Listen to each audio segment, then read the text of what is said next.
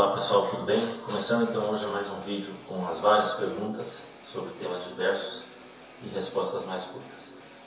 Esse já é o 11º vídeo nesse formato, portanto tem aí outras 10 edições das várias perguntas. Visite a nossa playlist para ver se de repente alguma pergunta, alguma curiosidade que você tenha já não tenha sido respondida ali. Se não for em um dos outros 170 e tantos vídeos longos que nós fizemos, específicos, pode ser que uma dessas 10 edições das perguntas esteja lá respondida uma curiosidade que você tem. Lembrando que eu não trato apenas de futebol, de outros esportes, mas também falamos de música, falamos de questões em geral, né? Então hoje nós vamos, como sempre, falar de alguns esportes e outras áreas, às vezes da música, né? Principalmente da música, mas às vezes eu falo também de cinema, que é o caso hoje. E por fim, futebol acaba tendo mais perguntas.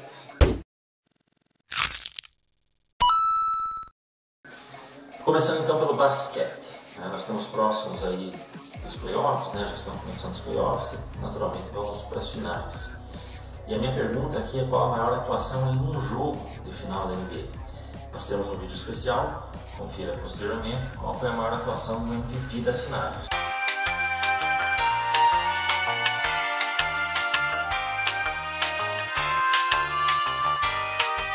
Ou seja, uma série de final, qual terá sido a maior atuação. E aqui eu trato especificamente de um jogo, uma partida exclusiva, qual tenha sido a maior atuação das finais. E para mim, duas vão se destacar, né? Nós falamos de vários jogadores aqui, mas dois atletas que são volta e meia mencionados, mas que não ficam na nossa listinha final dos maiores da história. Quando eu digo listinha final, é daquele grupo bem fechado, né? Magic Johnson, em 1980, e Elgin Baylor, em 62. Elgin Baylor, no jogo 5 das finais, marca 61 pontos e ainda pega outros 22 rebotes e provê algumas assistências ainda. É um jogo que não teve prorrogação, portanto, ele é, em termos de playoffs, de pontuação, é a maior atuação que já foi registrada. Porque aquela grande atuação do Michael Jordan em 63...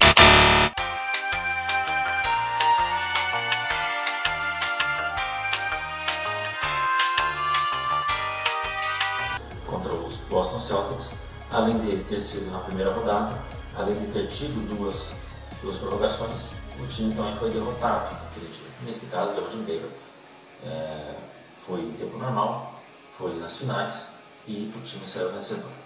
Mas a atuação do Magic Johnson em 1980 também merece destaque. Foram 42 pontos, 15 rebotes e 7 assistências. A grosso modo, olhando, nós ficaremos com o Elgin Baylor, né? São mais pontos, mais rebotes, um pouco menos assistências. Mas o fato, né, dessa final do Magic Johnson ter acontecido e decidido a série, terminando 4-2 contra o 76ers. Mas mais do que isso, foi um dia em que o Kareem Abdul-Jabbar estava machucado.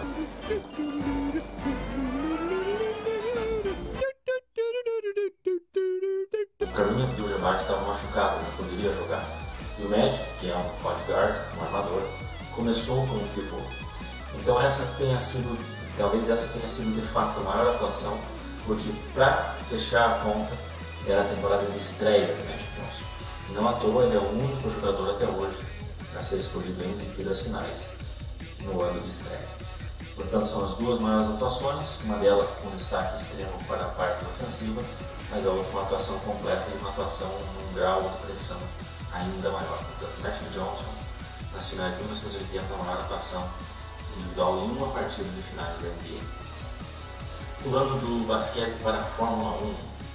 É verdade que Nelson Piquet inventou os cobertores elétricos? É mais ou menos! Ele adora fazer essa história ser difundida, né? O Nelson que gosta muito de contar histórias e contar vantagens, né? E nós sabemos também que o Nelson Piquet é meio ligado aí nas fake news, ok? A gente sabe disso, então o Nelson ele é um cara que gosta, né, de se fazer de vítima em alguns casos, ou de se fazer de gênio da lâmpada em outros. É um piloto formidável, um piloto histórico, um piloto genial, temos um vídeo especial sobre ele também, confira aí. Nelson Piquet foi o maior piloto brasileiro. Mas essa história é mais uma daquelas que ele gosta de contar, como tantas outras, né, que mandou o sinal do meio por cena após a ultrapassagem em P6, entre outras tantas, né, que perdeu um segundo, que quando ele estava, o Senna estava começando, ele estava terminando, coisas que ele conta, né, que a gente releva. Mas essa é uma delas. De fato, ele aprimorou, ele provavelmente foi um cara que influenciou muito no desenvolvimento dessa técnica dos coletores elétricos em larga escala, né? Merece esse crédito, porém absolutamente não inventou. E ele gosta de remontar até que para a Fórmula 3 ele o fazia, mas quando o Piquet ainda era os seus 22, 23 anos, o Emerson Fittipaldi, né, com a McLaren, Ted Meyer, já faziam isso na Fórmula 1. Eu vou deixar para vocês aí links de matérias e até mesmo imagens comprovando isso. Portanto, o Piquet não inventou cobertores elétricos, coisíssima nenhuma. Não! Mentira! Selo fake news na testa do Nelson. Aí duas perguntas, como falei. Aliás, vamos primeiro para outro esporte. Bob Burnquist ou Tony Hawk? Não tenho nenhum aprofundamento, gosto de algumas coisas, naturalmente que chamou muita atenção, né? A Raíssa Almeida nas Olimpíadas, o fato do skate ter sido incluído nas Olimpíadas, mas eu não tenho nenhum aprofundamento. Me lembro de jogar, por exemplo, no final dos anos 90, PlayStation, no jogo Street Borders e o jogo do Tony Hawk. Então a pergunta é: Tony Hawk ou Bob Burnquist? Existe uma série de fatores interessantes para comparar os dois, né? Parece que o Tony Hawk tem alguns recordes, alguns feitos que são imbatíveis. O Bob Burnquist tem também alguns outros. Mas eu trago para vocês um terceiro nome, que é o Rodney Mullen, que é praticamente, vamos colocar assim, um Chamberlain, né, do skate. Não posso que o Tony Hawk seja o Michael Jordan e o Bob Burnquist poderia ser o LeBron, né, para vocês entenderem essa dinâmica. O Rodney Mullen ele é praticamente o inventor de todos os grandes tricks da história do skate, um cara que influenciou demais, um cara que elevou realmente para outro patamar. E quando nesse patamar, o Tony Hawk é o cara que popularizou mundialmente, inclusive com videogames e tudo mais. Então, entre Tony Hawk e Bob Burnquist, provavelmente o Tony Hawk seja maior, seja a figura máxima, né? Inclusive influenciou o Burnquist. Burnquist talvez aquele que tenha realizado alguns feitos mais absurdos, que tenha apurado a técnica no máximo, mas um grande nome da história do skate. Eu peço aí para os fãs de skateboarding comentarem também. Deve ser considerado o Rodney Mullen. Vamos lá agora para cinema, né? Tem a ver com música também, mas é cinema essencialmente. Então, nós vamos falar do qual é o maior compositor de trilha sonora de cinema. Eu selecionei 3 nomes que eu acho que ficam para esse quarto final: Ennio Morricone, John Barry e John Williams.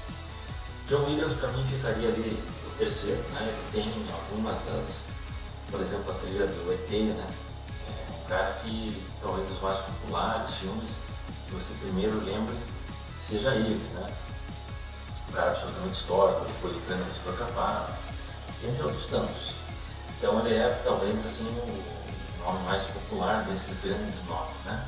Mas eu ficaria entre Ennio Morricone e John Barry. John Barry, que vai desde Perdido na Noite, Midnight Cowboy, até a Proposta Indecente, e também o grande Em Algum Lugar do Passado. Acho que são temas de filmes que transcendem e que as músicas, né, elas são por si só formidáveis e muito impactantes. É um estilo muito diferente do John Williams, naturalmente, mas eu acredito que John Barry seja aí o meu segundo nome. Mas o primeiro vai ficar com o Ennio Morricone, desde os seus faroestes até o recente, por exemplo, uns 15 anos atrás, 7 Vidas, com Will Smith. Tem uma música instrumental absolutamente impactante, né, do Ennio Morricone. Então, para mim, ele é o grande de todos os tempos, mas esses 3 caras são fenômenos, são formidáveis, e qualquer um que você escolha vai estar muito bem escolhido. Falando de música e também pegando o gancho, né, com o Roberto Carlos, né? Novamente, a pergunta: qual o artista internacional mais semelhante a ele? Então, se você fosse tentar explicar para um estrangeiro, europeu ou americano, né, um falante da língua inglesa, que não é afeito à música dele, o Roberto Carlos ele tem uma música Brasil e América Latina, que é praticamente nacional na América Latina, e também na Europa, ali, naturalmente em Portugal, uma boa entrada também na Espanha e na Itália, e nos países africanos, né, que falam também a língua portuguesa. Ele também é um grande nome, mas acaba sendo restrito, vamos dizer assim, aos países lusófonos ou hispânicos, né? Então, como é que eu explicaria para alguém de fora? O Roberto ele foi muito comparado ao longo da sua trajetória a alguns nomes americanos. Começou como o Elvis Presley brasileiro, né? E depois meio que se consolidou uma imagem de Frank Sinatra brasileiro. Naturalmente também comparado ao Julio Iglesias, mas aí até trajetórias contemporâneas. E o próprio Julio é o primeiro a dizer, né, que o Roberto é maior que ele, o Julio seja muito mais famoso, mas enfim. O Roberto também teria alguns aspectos que nós poderíamos trazer de todos os Beatles, sobretudo John Lennon e Paul McCartney, Paul na trajetória, mas eu acho que o Paul ele tem uma parte musical, uma verve musical que vai encontrar mais eco, talvez, se fosse comparar com o brasileiro, com o Caetano Veloso, né? John Lennon também teria alguns aspectos que o Roberto Carlos compartilha, porém também não vejo as trajetórias muito semelhantes. Ainda poderia invocar o próprio Stevie Wonder, uma trajetória constante, com inovações musicais no dado período, depois um estilo, uma característica muito própria. Michael Jackson poderia também ser comparado ao Roberto por vários aspectos, até da questão da infância, se apresenta nas músicas, de ser um artista pop, inovador, mas todos esses vão ter traços e, no geral, no grosso modo das suas trajetórias, um pouco a comparação. Frank Sinatra parece mais próximo, sim, mas lembremos que Frank Sinatra não era compositor, absolutamente. Então nós precisaríamos de um artista muito longevo, com muito sucesso popular, né? Que tenha uma verve comercial grande, mas que seja um grande compositor, que tenha uma variedade de sucessos em termos de estilos também, que seja regravado bastante, que esteja presente em momentos culturais do seu país, que esteja dialogando com novas gerações, que tenha uma vendagem bastante grande. E este nome é o de Sir Elton John. É um artista internacional com uma trajetória mais próxima do Roberto Carlos, que é o melhor espelho para você tentar começar a explicar o significado do Roberto Carlos na música brasileira, do Brasil de uma forma geral, seria comparado com Sir Elton John. E aí outras perguntas, né? Falando de futebol. Eu deixei uma última para o final, mas de futebol vamos falar agora. Qual terá sido a pior contratação da história do Corinthians? O primeiro nome que vem à cabeça naturalmente é do Alexandre Pato, né? Inclusive levou o Alexandre Calil a proferir a famosa frase. Ele disse que nós precisamos, né, o Atlético Mineiro, no caso, ou outros clubes, precisamos que o Flamengo e o Corinthians contratem um Alexandre Pato por ano, ou seja, cometam esse erro uma vez por ano para poder equilibrar as forças, né?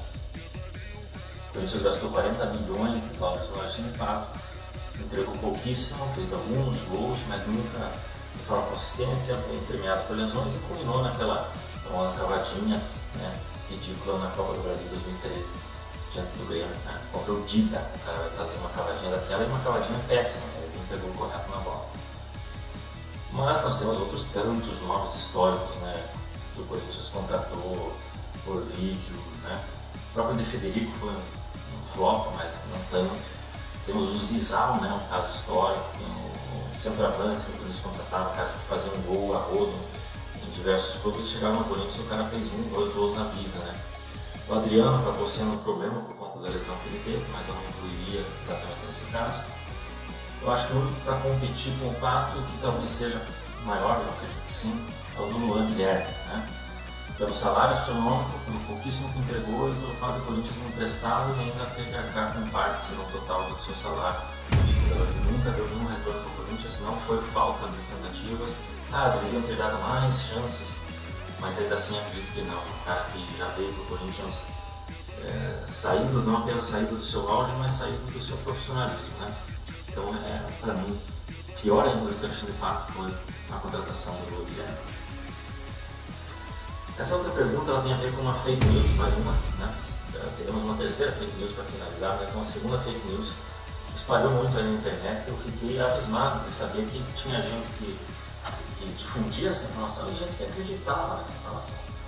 O Rogério Ceni, né, o goleiro de São Paulo histórico, ia ficar no 11º lugar na Bola de Ouro no ano 2005. Não! Mentira! Teria sido o único brasileiro a ser indicado a Bola de Ouro jogando no Brasil ao lado do Neymar, do Romário, e mais não lembro quem que o cara fala no vídeo. E não é verdade absolutamente, o Neymar foi indicado de fato em 2011, Mas lembremos que foi em 2007 que mudou a regra da bola de ouro, né? Em 95 ela passa a aceitar jogadores não europeus ou não nascidos barra naturalizados europeus, mas que ainda tinham que atuar na Europa. Foi em 2007 que abriu para todos, né? Para cá inclusive. Foi o primeiro nessa regra aí, o primeiro vencedor da bola de ouro sobre essa regra. Portanto, surge o Rogério em 2005 jogar, mas naturalmente no São Paulo não pode ser. Aí eu tentei ver se era no prêmio da FIFA, que já era mais global, também não era. Enfim, não houve isso, né? Um dado ano, em 2007, portanto, o Rogério Ceni é citado sim, mas ele fica lá 26, 27. Merece respeito, mas lembremos que quem vota, né, toda essa criação, né, vão ser jornalistas do país, portanto ele deve ter tido o voto de algum jornalista brasileiro, ou algum jornalista chileno, talvez, uruguaio. Enfim, merece respeito, mas longe de ser o que tentam fazer, né? Tentam mostrar. E aí eu fui pesquisar onde o rapaz do vídeo poderia ter tirado a informação e achei uma referência num site que replica notícias de torcedores do São Paulo. Portanto, é uma fake news dentro de si própria, ela é uma retroalimentação, né? Vai expandindo isso que nós chamamos de desinformação. Então, portanto, não foi indicado, não ficou entre os melhores do mundo no ano e tal, ainda que mereça todo o respeito. Gerrard ou Lampard? Essa pergunta me foi feita. Eu acho que os dois eles não estão nos patamares, né, como eu coloquei naquele vídeo da seleção do mundo desde 96. Eu não os colocaria nesse patamar. Acho que são dois jogadores ótimos, né, Liverpool e Chelsea, seleção inglesa, mas não estariam assim numa discussão mais profunda entre os 5, 6, 7 melhores das posições deles, né? Não apenas historicamente falando, mas em próprios contemporâneos a gente citaria jogadores superiores a eles nessa posição. Repito, são ótimos, mas não acho que seja desse nível. Claro que também não é do nível de uma discussão Carlos Alberto ou Arrascaeta, né? Uma palhaçada, coisa que a mídia brasileira gosta de inventar. O Carlos Alberto teria dito que jogou mais do que o Arrascaeta, no jogo das estrelas do Arrascaeta dá uma canetinha no Carlos Alberto. Enfim, é o tipo de polêmica que, francamente, né? Então, Frank Lampard e Steven Gerrard, para os ingleses, é uma discussão profunda, forte, numa época ali, são dois craques, né? Eu escolheria, acho que para o ímpar, acabaria escolhendo o Gerrard, mas não vejo nenhum dos dois como extraordinários, como craques, como extraordinários. E a última pergunta, a fake news, você deve ter escutado isso, me chamou a atenção e quis incluir, né? Eu escutei muito isso na escola, que Albert Einstein ia mal na escola, né? Não. Que era nome de burro na escola, que era considerado burro. Fake news total, né? Ele era um cara que inclusive pulou alguns anos, algumas disciplinas, né? Um semestre, 6 anos do sistema lá, por conta de que para ele não fazia muito sentido certas coisas, né? O regular para nós, ele fazia outras disciplinas eventualmente à frente.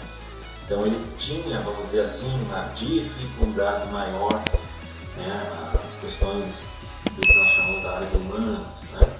Mas absolutamente ele nunca reprovou na escola, ele nunca teve uma carta para os pais dele alertando que ele tivesse algum problema, até o que difunde-se muito, né? Então nós vimos aí Nelson Piquet, Rogério Ceni, são situações em que às vezes uma parte gosta de ficar fomentando uma história, outras vezes os próprios autores gostam, não sei se por ego ou às vezes por querer tirar sarro mesmo também, vão deixando essas fake news se alimentarem. E cabe a nós, né, e o nosso canal também se propõe a isso, que é investigar se é verdade isso ou não. Temos vários vídeos aí que são refutações a verdades históricas, outros tantos que são comprovações e, portanto, nós precisamos sempre estar investigando e pesquisando. Beleza, pessoal? Um abraço a todos.